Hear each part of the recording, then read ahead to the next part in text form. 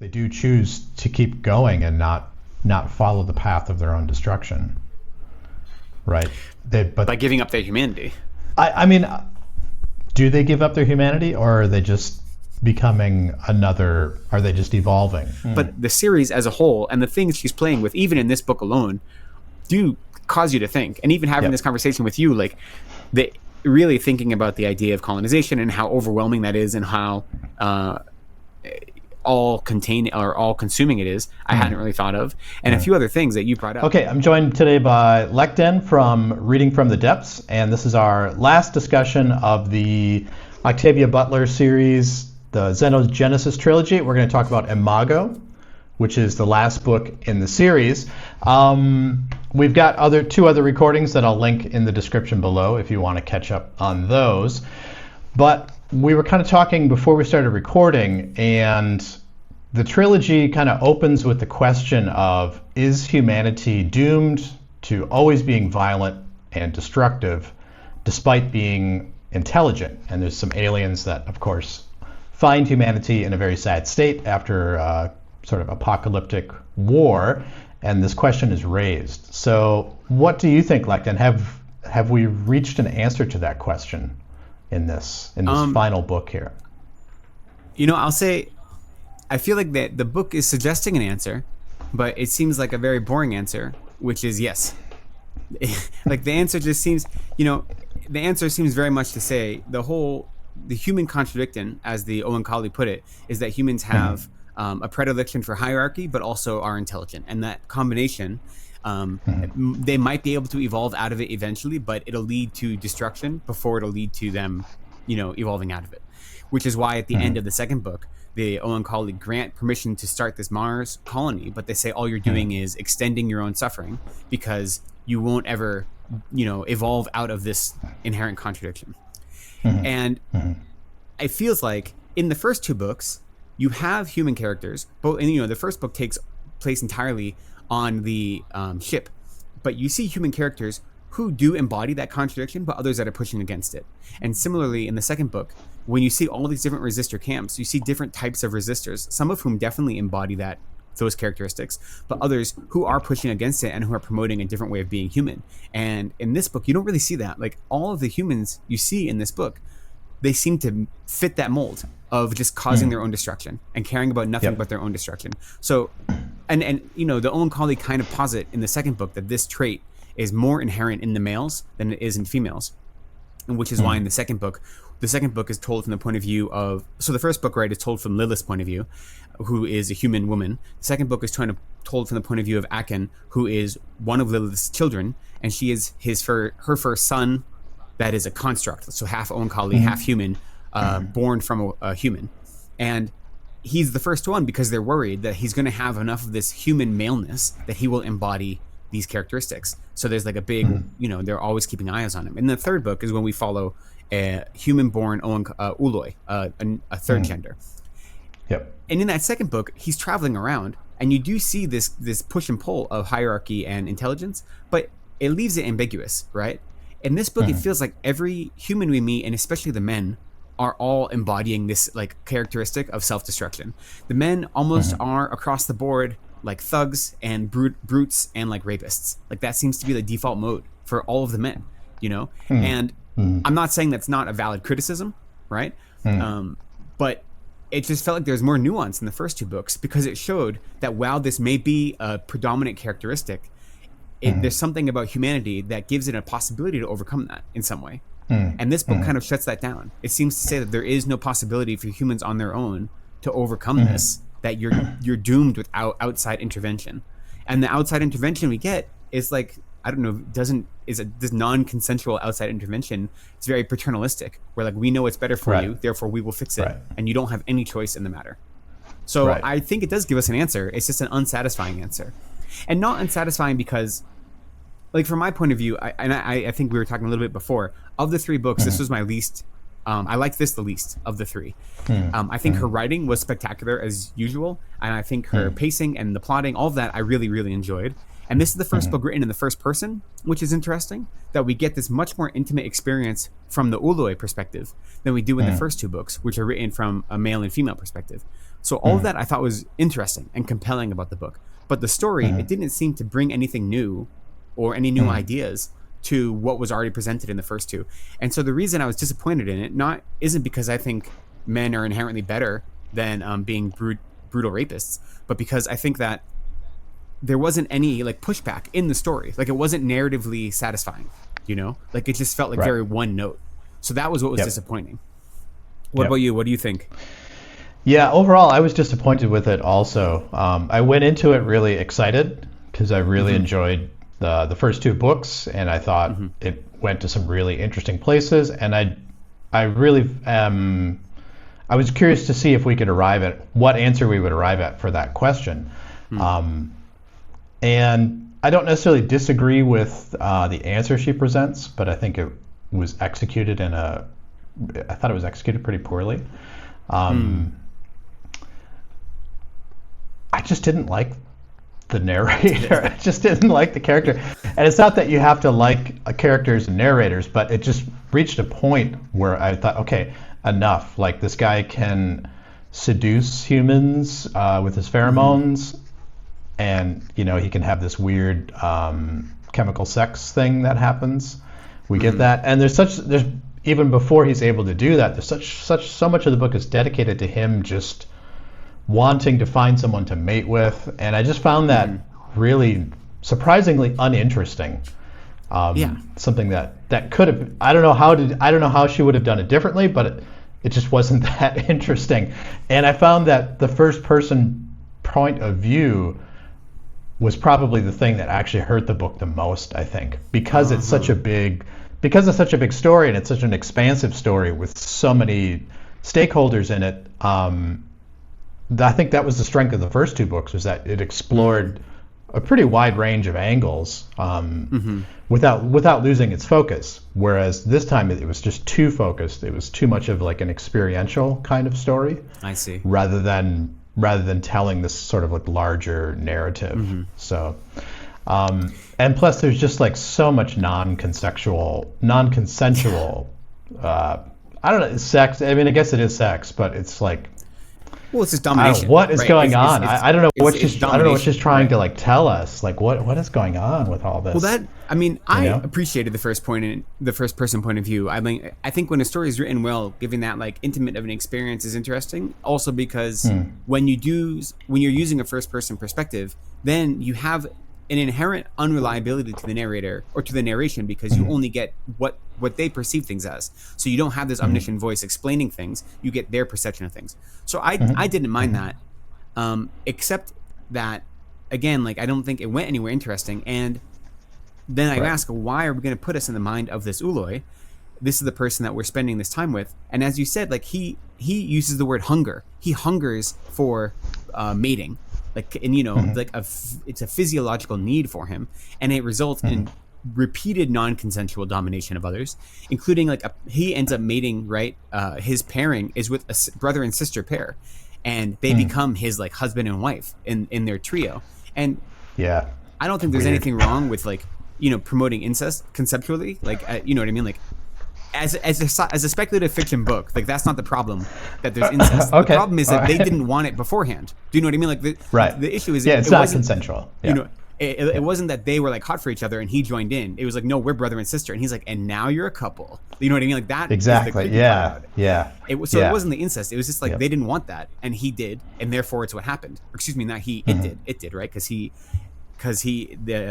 Jodahs becomes. But in the beginning, he's non-gendered, right? So in the beginning, before his maturation, he actually wants to become a male. And he wants to be a male. Right? Yeah. And then we know about the Oankali, when they reach their first maturation is when their gender is kind of fixed. And so at that point, it becomes ooloi and not a male, which is a big problem because there hasn't been an ooloi construct before. I thought that was interesting, like how terrifying he was to the other ooloi, to the other Oankali, how there's a big push to basically have him locked up on the ship where he couldn't hurt anyone because he was so dangerous. And I think he was dangerous though. So, I mean, I agree with you that the first person perspective didn't do the story any justice, insofar as I didn't like the perspective we were given, because it didn't seem to question. Like, what I appreciated most about the first two novels is the way it questioned ideas of both humanity as well as consent. and domination and colonization, and how those ideas were thrown into question and what it means. And here, since you have this naive perspective of a being going through maturity, it goes through its first maturity and then its second maturity over the course of the book. So even though it is like 20 years old, or like to compare to humans, it's like an adolescent, right? Or a pubescent adolescent. So to have that as our perspective, it just feels like it is, like you said, it's not as expansive as the other two were. And the perspective it shows us is very almost unintellectual, right? It's just so emotional. I don't know. It didn't give me nearly as much to think about as the first two, except like this icky feeling of repeated non-consensual interactions and domination. And this kind of this idea that maybe humanity doesn't have the capacity to go beyond, like it needs a caretaker, like that seems to be the consensus. Yeah, and it's not I had a couple. Right. That's okay. So I had a couple thoughts there. Kind of going back to just sort of like picking apart the storycraft or the characterizations and stuff. I was really disappointed with the way the humans were portrayed, and I felt that it was very, very, very flat, which it has been flat throughout the other two books too. And this time, I just have a hard time believing that as a whole, humanity would reject the ability to cure itself of diseases and to improve its own physical form. Humans are so vain. Vanity is like the trademark thing in humanity, and that's just not present at all.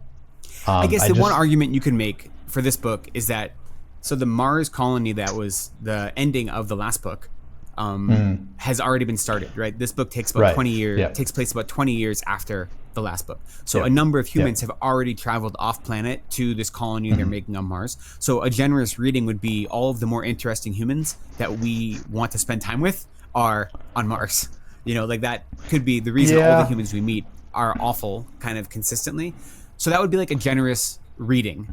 I don't know if that, I think that's too easy though. Like I think it's a little bit, it's not the best storycraft to put it that way, but you could make that at least a narrative argument. You could make that, but I agree with you that like the humans seem so flat and so uninteresting, and the humans, so the uncommon humans we meet in this group, in this book, are humans that actually are fertile, right?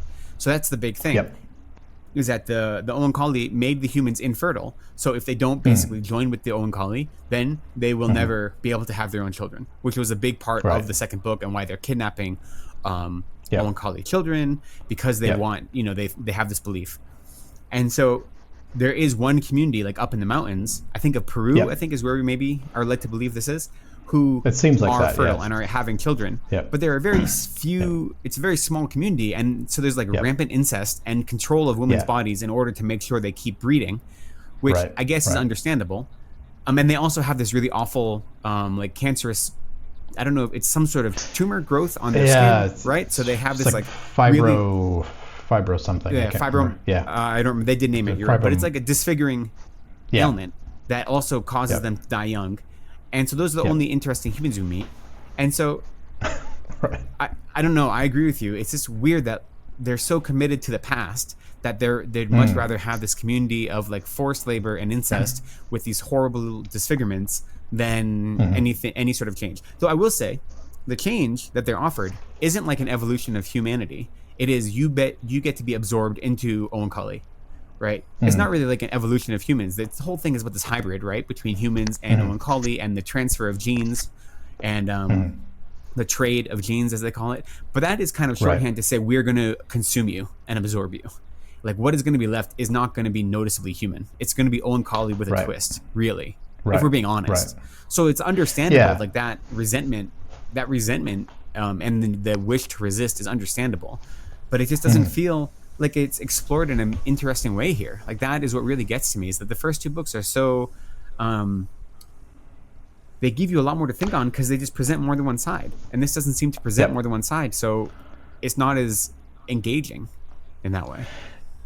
Another thing that kind of bothered me about that was that Jodahs, I think that's how, I don't know how to pronounce his name. Sure, works for me. He's the most human Oankali so far. and yet he seems to have absolutely no understanding or perception of how humans think or feel. And that ties back to the idea of like consent again. Like he doesn't seem to have any notion of consent. I just find that really hard to believe. And that his mother is Lilith, and she is. It comes up that she's still bothered by the non-consensual gene trading, whatever you want to call it. Too, right? We learned something new in this book that was added on, which is that basically once an ooloi has their sights on you, and these pheromones like invade you, you can't physically leave them. Like it's not just that you become attracted to them. Like you can't be apart for more than a few days without going into withdrawal, like actual withdrawal. And he even says like when and Jodahs, when it meets Jesusa and Tomas, who it ends up mating with, and brings them to its home, it at that point hasn't like totally swayed them to its side, right? It's like working its magic on them. And Lilith knows right away, like, you need to tell them that, like, this isn't, like, a lust thing. Like, they're never going to be able to leave your side. And it doesn't do it. And Lilith also doesn't. Like, she's complicit in not telling them. And she knows that it's not right, but she's also like, it's not my place to tell them, it's yours, but it's not the right thing to do to leave them, like, in the dark. So there's this complicity to her even, which I found really kind of appalling. And Jodahs knows it. Right, and it even knows that like they might hate me for a while after they find out that they can't leave, but they'll get over it because they have no choice. Because they have to come back. You know what I mean? So that's even worse. Is that it does realize that there's something non-consensual about this, and that it is trapping them into a lifetime that they don't realize. Like they don't know what they're signing up for, and that makes it even creepier a little bit. And so I don't know. I don't really know what Butler wants us to think when the last book of the series presents this perspective that shows that humans more or less are self-destructive, and that probably is more aligned to the male instinct than the female instinct. And the only way for them to evolve is through this paternalistic, non-consensual domination and colonization of their bodies and of their minds, of their attitudes. And so I don't know if this is just a really bleak idea that humanity is kind of doomed. And that the only way we can be saved is by some, like, I don't think Octavia Butler is suggesting that this paternalistic outlook is the right way to navigate humanity, but I don't know what she's trying to say then. Like, what is the alternative? I wonder. I was just thinking about this today, actually, because I flipped through the book again just to kind of refresh my memory. And I wondered if she maybe moved on from the question of, are humans, by nature hierarchical and destructive, if she was maybe more interested in the question of colonization and how the impact of colonization can never be undone or and it can't be negotiated, that it's just like once it starts, it's always going to be there and it's going to have some kind of impact on it. Because like if you think about it, like no matter what, even if the Oankali just pull up and leave, their mark will always be there, and I think I was wondering too, like, maybe she was trying to portray that the colonizers as, even though they have some sort of great abilities or technologies or things like that, however you want to look at it, medical abilities, they still have the drive to consume whatever they come across. They're going to burn it up and chew it up, and then they're just going to move on. And the process cannot stop. For some reason, it just cannot stop, until it meets a greater force, appreciate basically. That. No, I appreciate that like colonization is such an overwhelming force and has such this paternalistic attitude that like once the wheels are in motion, there's little you can do to stop it. And even with this like community of humans that they find, they say, look, like, of course we're going to come and like forcibly take apart your community because there's no use leaving you here because we're destroying Earth anyway. Like there's nothing left for you. Right. So like you have no choice. So I think that is an interesting take, but then the question is, okay, why is she showing us that from the point of view of the colonizer in a sympathetic way? And I appreciate the idea that like they don't realize, especially, someone like Jodahs, who it was born into this, right? So it doesn't realize the mindset of colonization the way we do, or the way an outsider would, or though it doesn't have that experience. So there's a sympathetic portrait of the colonizer, which I think is a useful thing to do when you're engaging in this kind of dialectic, right? To show that there is something about like the othering that we do in order to make people enemies is destructive to them and destructive to us, right? So having a sympathetic portrait of the other, quote unquote, is useful, but it's a weird way to end a series, especially because the series and it as a trilogy, it's an interesting trilogy. I appreciated the approach of a trilogy, that it wasn't telling one singular narrative, but it was telling like a much broader narrative that it was just taking little bits out of. So in between each book, there's something like 2 decades that pass, and it's not the same narrator through each book. So it's not like a single storyline that's being told. It is different aspects of a much bigger story. So if that's the case, there was nothing that meant we had to end it in this way. And so that's just why I agree. I think your point is a good one. And I think that she's definitely looking at like the overwhelming power of colonization and also consumption, and how like once those things start, that kind of domination, that like metaphysical domination as well as physical domination, that it's hard to turn it back. And the ones that turn it back are the ones that exile themselves to Mars, basically. Right. And whether or not I agree with that, I think that's an interesting thing to think about. But I just don't. Yes. It just seemed like a weird way to present that. Unfortunately, I was really. Yeah, I don't know. I was disappointed. Yeah, like, totally agree.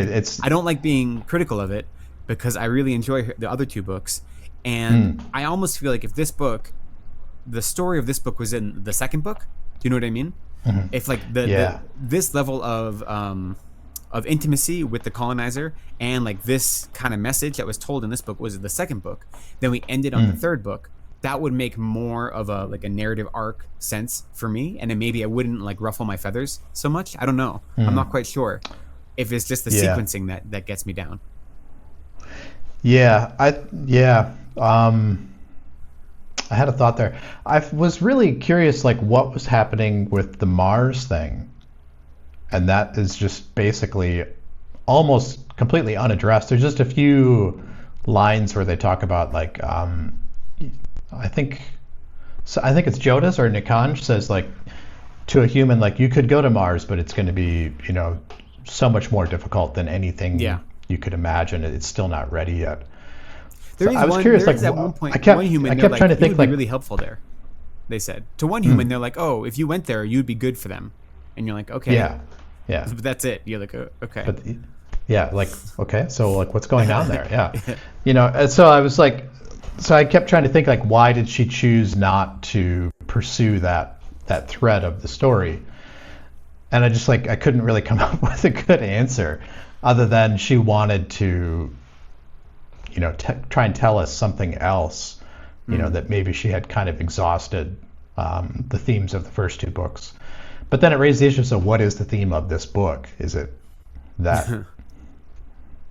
It's part of it is clouded by. There's so much non-consensual sex. It was hard for me to get over. It's really hard to like read it and not think like, okay, this is horrible, And the fact that the humans too like wouldn't push back on that much harder, even I thought was if not necessarily physically, but even just like with a kind of like cognitive dissonance or something like that. Like, wait a minute, why? Like, I know physically I'm drawn to you. But I didn't agree to any of this, like what's going on here? And also yes, you cured me and healed me, but you didn't explain, all the other stuff that went along with it. There's one small part at the end where I thought was like the most telling part. So at the end, after they've kind of conquered this small village and Jodahs has found mates for his sibling, Aor, and Lilith and everyone else has come there. So basically this village is doomed. There's one human who like ran away. His name is Francisco, and he's an older human. Right. And so there's 2 scenes that are 2 things I want to read that are back to back. The first one is showing the gross non-consensuality, and then Francisco's response. So Ahadjas is one of Jodahs' parents. So Jodahs, Ahadjas said, "I think there are mates for him here. Now bring him back." I went after Francisco. I caught him, took him in by the arms. My Oankali mother says there are people here now who might mate with you. He stood still for a moment and abruptly tried to wrench free. I held him because his body language told me that he wanted to be held more than he wanted to be let go. He was afraid and confused and ashamed and powerfully drawn to the idea of potential Oankali mates. After his first effort, he would not shame himself by continuing to struggle against me. I let him go when he truly wanted it. So right away you're like, well, that's gross. Like that does not feel good at all. Yep. But then going on from that, so whatever, he Francisco concedes that he's going to come with them. And then he says, he looks to Jodahs and he says, he stopped me, turned me to face him. You've done this to me, he said. I would have gone to Mars. I said nothing. I can't even hate you, he whispered. My God, if there had been people like you around 100 years ago, I couldn't have become a resistor. Right. I think there would be no resistors. He stared at me a moment longer. Damn you, he said slowly, sadly. God damn you. And he walked past me. Like that is like the most succinct message, right? Like you've taken away everything. Like my ability to make choices on my own, whether they're good choices or bad choices. You've taken all of that away from me. And even the things that I would have wanted, I know I wouldn't have wanted, I can't have it because of you.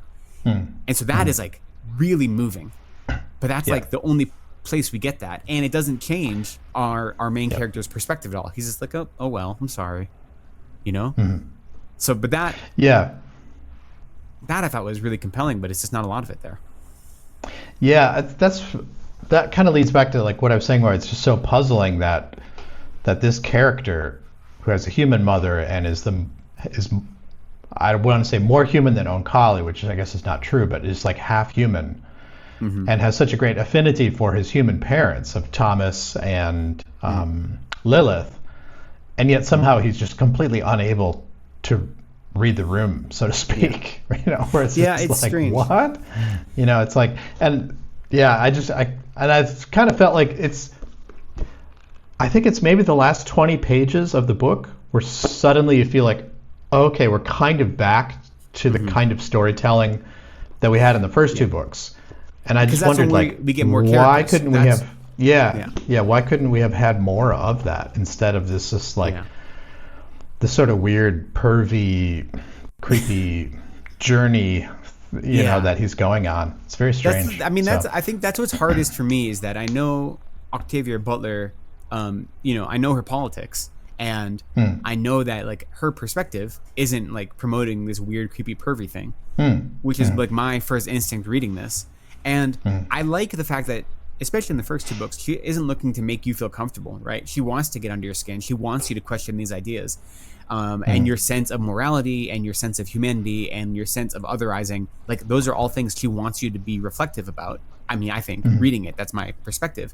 But then reading this one, I don't understand what she wants me to be reflective of. And since I know from other things she's written and just knowing about her as a person and her biography that she isn't promoting this pervy idea. So then like that leaves me struggling as to like, what am I missing in this book?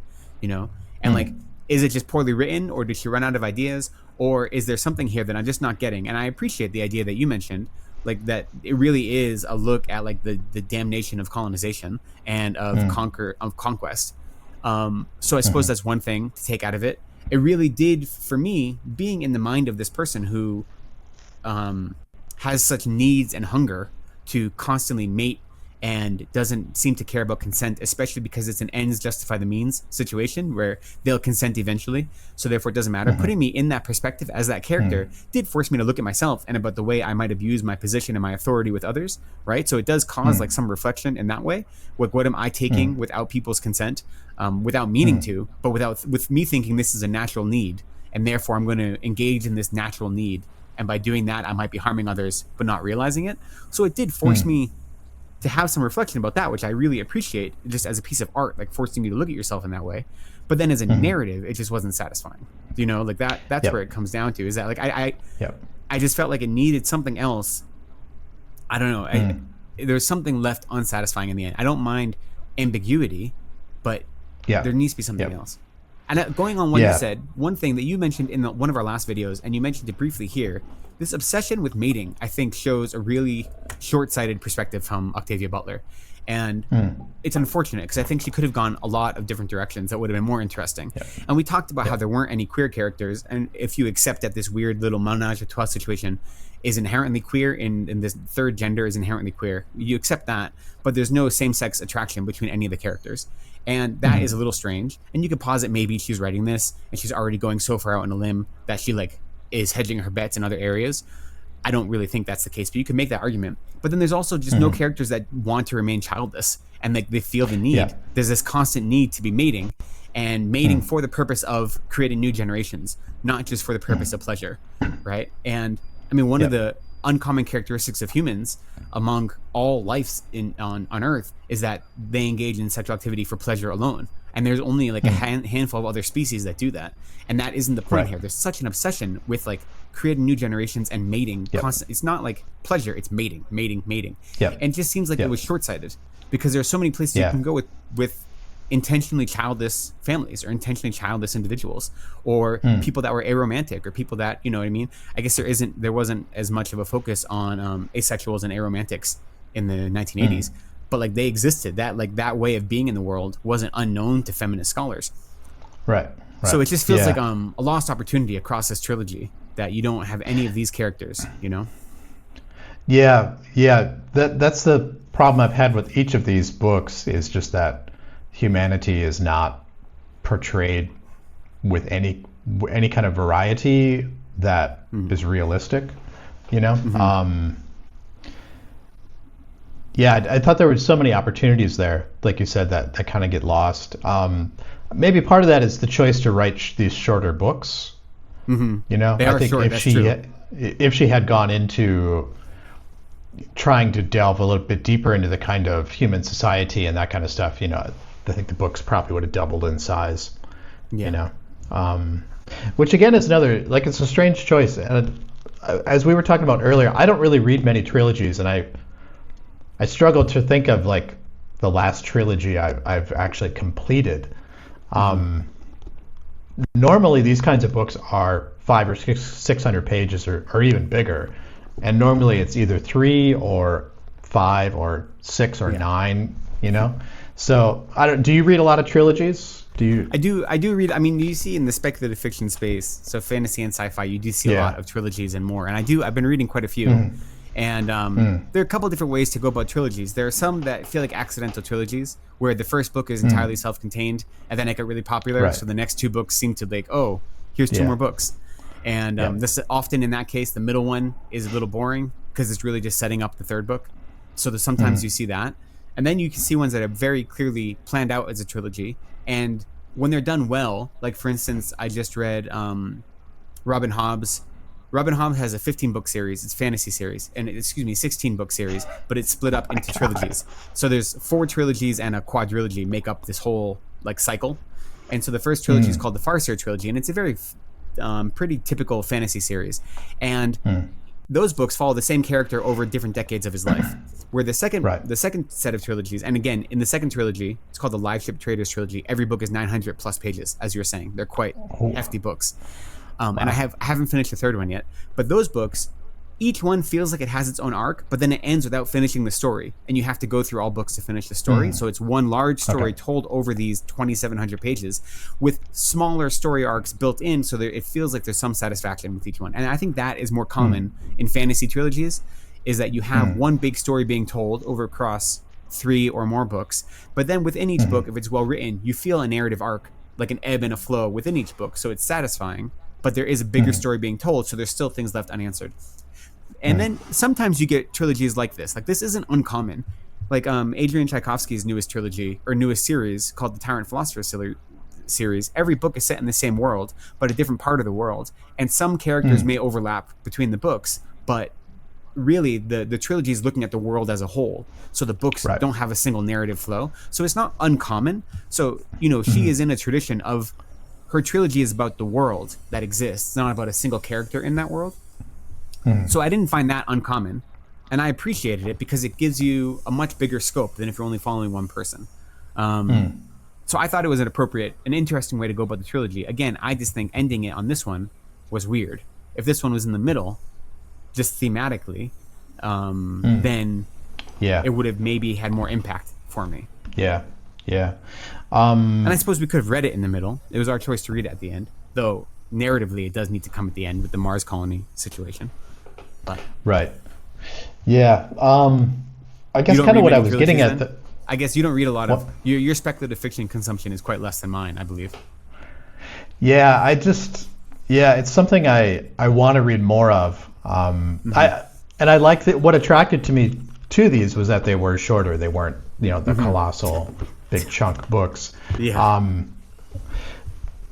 But this one, like the ending on this one, I just felt like, what happened there? I just felt like this one just didn't deliver. I guess what I was wondering though is like, it's really the choice to have two books in the third person and then the last book in the first person is a strange, that was an strange. Interesting choice. Yeah, in the beginning I was really excited, like, oh, now we get the, we get an alien's point of view. This could be really cool.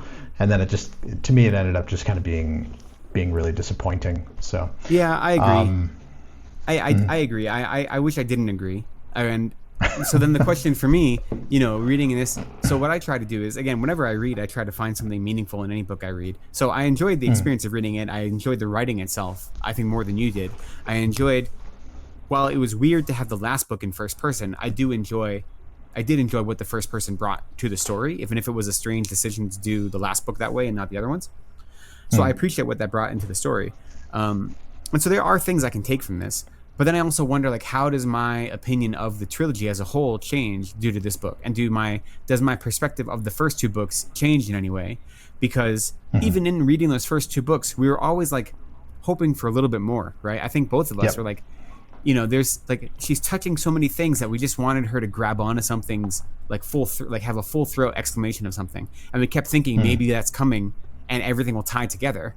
And there was a little bit of that in the second book. Like some of the things that I was hoping for in the first book, she gave us in the second, which made that first book stronger, because then you see how things were being set up and there were threads that were left dangling on purpose so then they could be picked up in the second book.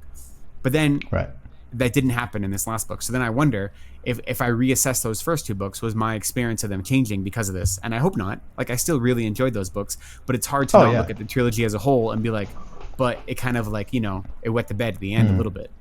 So I don't know how you feel about that. If having such a wet blanket of a final book impacts your reading of the first two or not. What do you think? No, I definitely still really love the first two. I kind of see the first two as one book, and this one as kind of an extra book. And that was one thing I was wondering today too. And that's why I kind of went online to try to read about it a little bit to see, like, was this planned as a trilogy, or did the first book sell really well, and then her publisher maybe said, let's get a trilogy out of it or something like that. So, because it seemed like she wanted to go in a different direction. Obviously she went in a different direction with this book, and I just wondered, like, was she was already changing as a writer and she was already moving on to different ideas and things like that, and those They were written in pretty close succession to each other, right? Like, this was published in 89, and the first book was published, I think, in 87. So it was like only 1 year apart.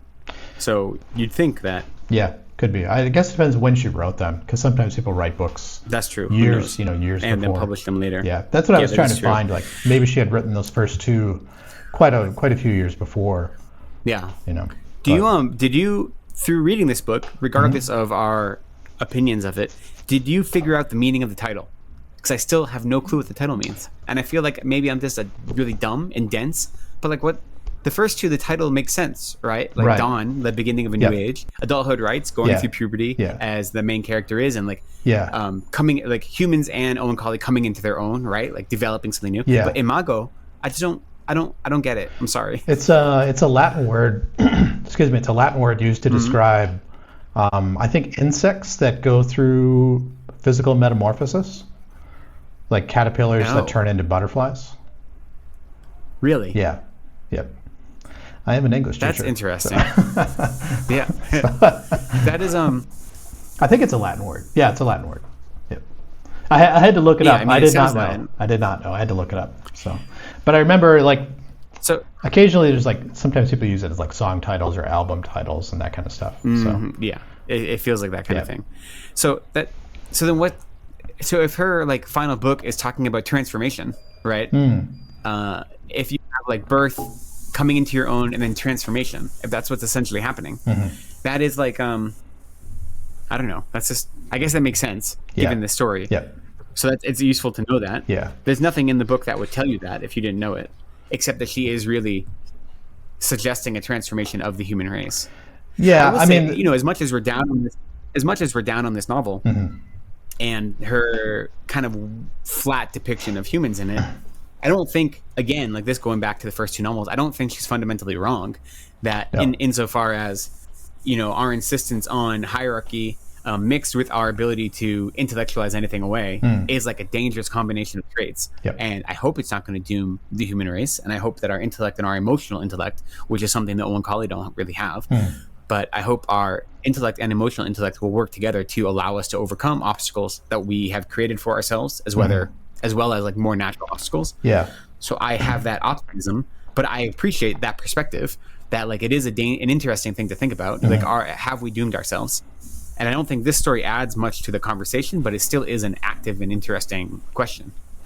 Yeah, I don't know. I mean, I think you can look at it another way, though, that in the end, the humans do choose to keep going and not follow the path of their own destruction. Right? But by giving up their humanity.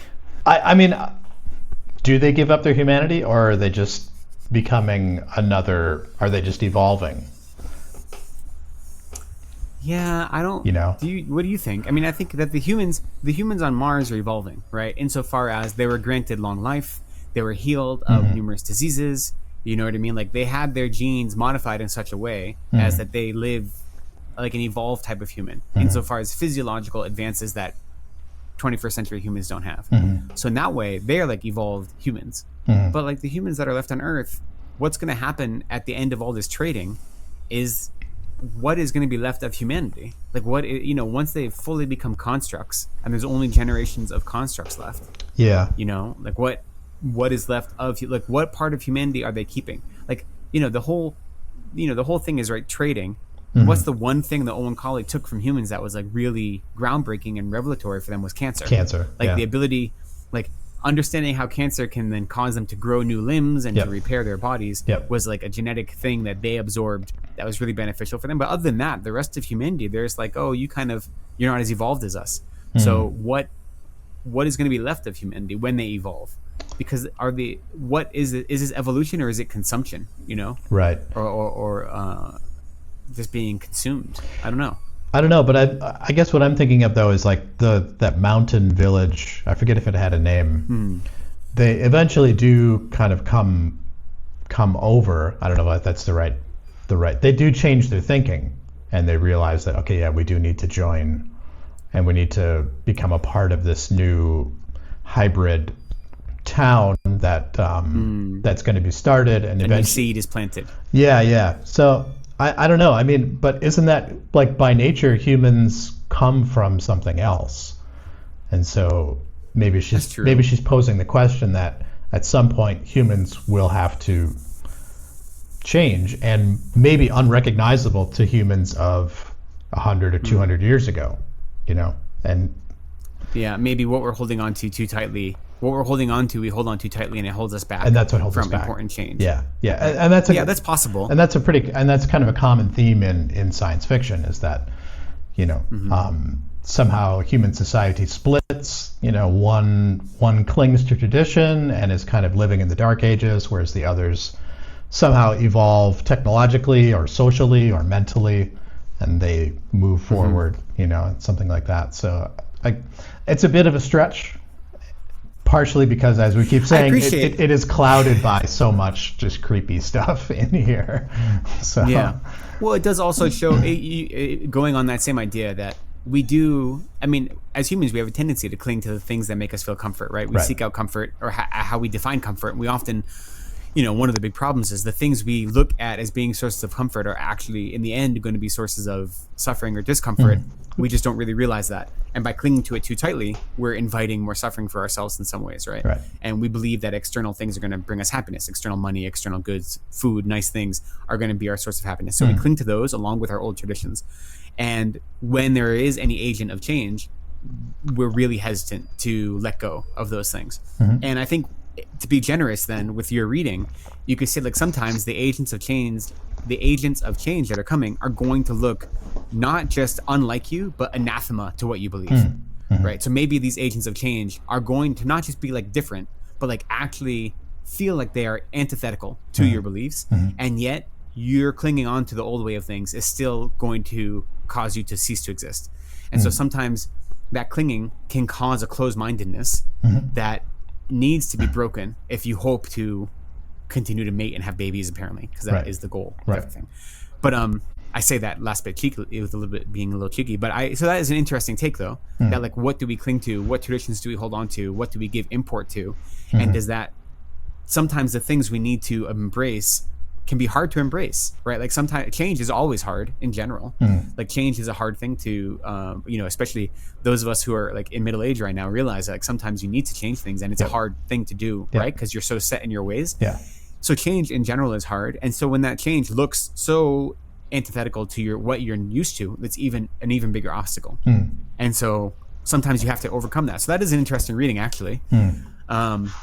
And the way she's gonna like beat you over the head with that is to show you the thing you have to embrace is like not just different, but like really creepy, really non-consensual and creepy. Yeah, exactly. Yeah. Sorry, I was looking at, there was one of the questions in the back I was looking at. But yeah, it's hard to get over that non-consensual creepiness. It's odd. I mean, no, the Oankali, none of them see. I guess the flip side they is don't none see of the it like that. Oankali see it that way. Yeah. So it's not just that the ooloi. It's not simply the ooloi don't see it that way, but also the male and female Oankali also don't have that sense of non-consensuality. Yeah. I don't know if we just need more like more polyamorous like love puddles is what is being promoted. I'm not sure. Yeah. Yes. Yeah. It was weird though. Yeah, it was kind of strange. What did you think of the other child? I think it's pronounced Or. A-O-R. Oh yeah. What was going on with where it's like she loses its form and it's living in the river and it's like a slug. Yeah. Again, I thought like okay, that's cool. I want to know more about this weird biology thing that's happening. And then it's just sort of like and then it turns into it needs to mate. It's like let's go to the human village and find some mates. It's like it was a strange way to go. This idea that like the ooloi during their maturation period are so this came up in the last one too, right? Like you have paired sibling pairs, have to be and together. if you're away from your sibling pair, it causes all these problems, and then or not like having their sibling pair end up being an ooloi caused problems for them, so they became an ooloi. I think that's interesting to like. What my impression was, first off, it was interesting. We didn't hear anything about this in the first two books, right? But to deny your biological need is what causes this, right? So Air was denying their biological need, which from our perspective as humans, their biological need was to like go find people and mate with them, right? Which is like a strange biological need. But they very clearly expressed like, this is what I need to do. Like, this is where I am in my life cycle. This is what I have to do. And hypothetically, there are ways to do it that aren't creepy. Like hypothetically, if you were in a community where you weren't a colonizing force, where if you were like an actual lived in well-established community, you'd have peers that you would meet and be able to like not just overwhelm people with your pheromones and tie them to you for life. Right. Conceptually. So there's this biological need that they have, both Aor and Jodahs, and by denying that, we see what the result is. Like by denying their needs as an individual, regardless of we agree with the morality of those needs, by denying those needs, they end up into this amorphous blob that is barely alive. Yeah, and the only way. Devolve.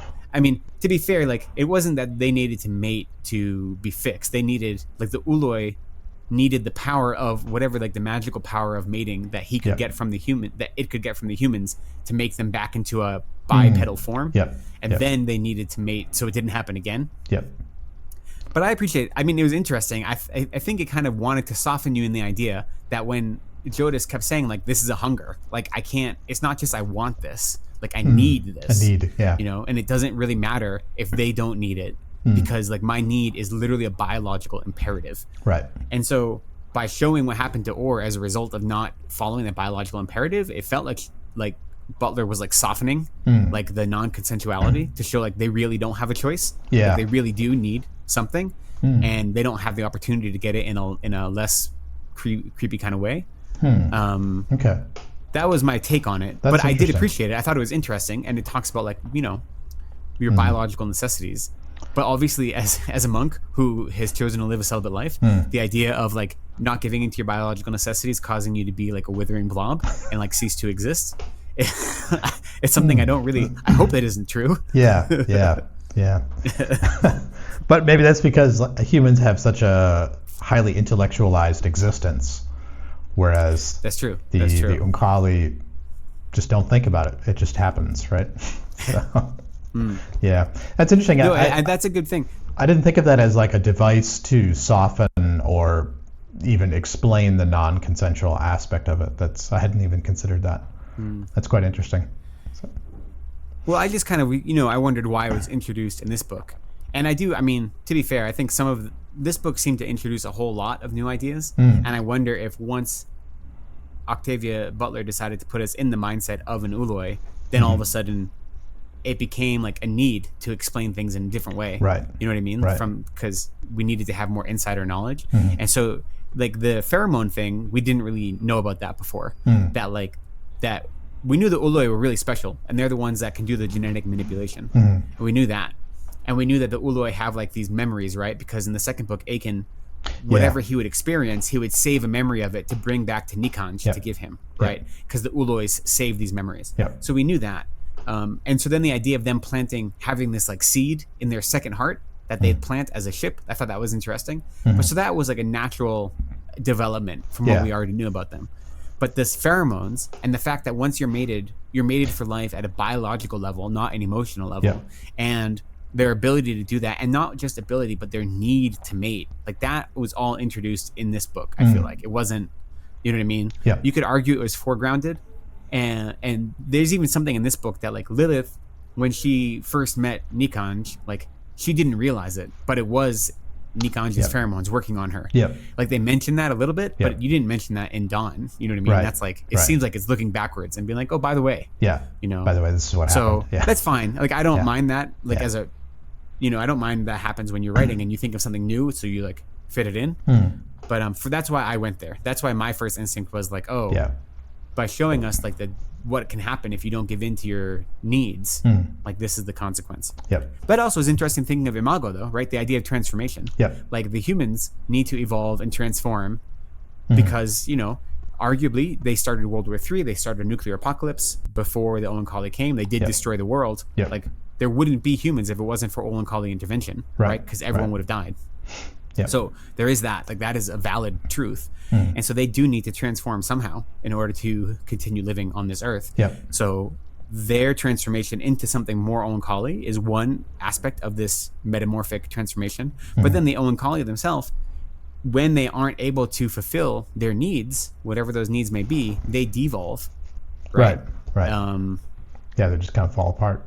So it's interesting to look at it two ways. And also because it wasn't just that Aor devolved into like a blob, they would evolve or change by whatever they were around. So there's one point that Jodahs was like frog-like and he had green skin, and then another one where like they had fur, and they were like, because they were around animals. So like whatever was a potential mate, they kind of evolved to be more like that mate. And just living in the river, Aor become a blob. Just became a boneless, a river like, thing. Blob. Nothing. I thought it was a fun thing to put in. I would have liked. It came in like in the last act, right? And to drive the narrative of the last act of why they didn't have a choice anymore. They had to go to this town. They couldn't let this town be in peace. They had to do something about it. So it became like narratively, it fulfilled a narrative function. But I would have liked more exploration into it, I think, as opposed to just saying this happens. I don't know. It's hard to be as frustrated as I am with this novel. It's hard to be upset with it because it does bring so many interesting ideas, the series as a whole. And this novel does expand on those ideas, just not in the way that I wanted it to, right? So it wasn't fulfilling for me in the way I wanted, what I wanted her to do. But the series as a whole and the things she's playing with, even in this book alone, do cause you to think. And even having this conversation with you, like really thinking about the idea of colonization and how overwhelming that is and how all consuming it is, I hadn't really thought of, and a few other things that you brought up. So there's like stuff in this book that I enjoy, so it's hard to not like it. You know what I mean? Like I don't want to just be like crapping on it. It's still really good. I mean, it's I think actually I will say the nice thing is that it's so short. I did like that. you know. What I was gonna say is like, but I think I'm frustrated with it, but in a good way. Like because I liked the other two so much, and because they introduced such interesting ideas in such interesting ways. Then because I was expecting one kind of story and I got a different kind of story. In a way, it's a good thing. In a way, it's a good frustration, and in a way, it speaks to her strength as a writer to take a very bold direction that the reader may not see coming.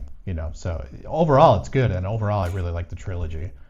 I think. Yeah, and I think it is. And again, I think going with that same position that you're saying, or the same train of thought, that it reads really well and it's a joy to read. And so even if the ideas in it, either I didn't appreciate them or they didn't go the way I wanted them to, I enjoyed the reading experience. And it's not like I'm frustrated with it because it's poorly written or not thought out, or I feel like it's like lackadaisical or thrown together. You know what I mean? Like that's much more frustrating when you have a book that like isn't trying to say anything or is poorly written or whatever it may be. So here she definitely has opinions, and whether or not they go the places I want them to go, she has ideas that she wants her reader to grapple with. And the writing, I think, is like same in the other two books in this trilogy. Like it's tight. She's really like on point with what she wants to say. There's not all this flowery language, yet it still feels descriptive and alive and immersive, even without being first person. Like that, I think that character is characterized by all of her writing, or this whole trilogy. So, and I will say, like, it sounds like a silly thing, but being as short as it is, having things frustrate you, it's easier when it's like 230 pages as opposed to at some point, if this was double the length, but it didn't, if it was more of this, but double the length, at some point you just get more frustrated with it because you want more out of it. But here it moves so quickly and she knows like when to nip it off. And I appreciate novels that don't end with all the answers. Like that I think is fine. Like, a novel that ends, it's like, this may be okay or it may not. I don't know. Like you have to figure it out. Like I appreciate that, the ambiguity.